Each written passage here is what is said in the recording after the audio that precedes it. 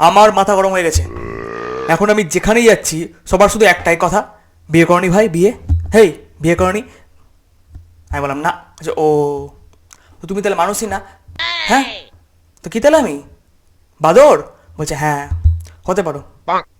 প্রথম প্রথম তো আমি একদমই বিরক্ত হতাম না যে সবাই তো বিয়ে বিয়ে করছে কেন। আমি ভাবতাম যে সবাই আমাকে ভালোবাসে, আমার কেয়ার করে, ওই জন্য বলছে। পরে বুঝতে পারলাম না, এ সব স্ক্যাম স্ক্যাম স্ক্যাম। সবাই নিজের ধান্দায় আছে।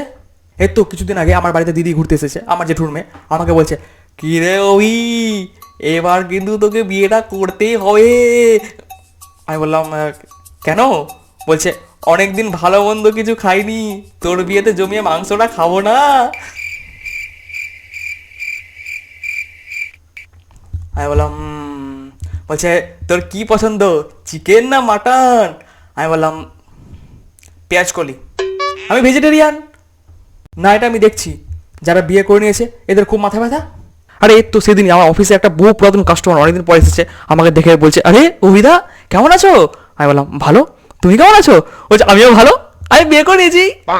আমি বললাম ও ওকে। বলছে তুমি বিয়ে করেছো? আমি বললাম না। গাল দিতে লেগে গেছে যে হ্যাঁ ছি তু কি করলে এটা? আমি বললাম হ্যাঁ পাগল শালা।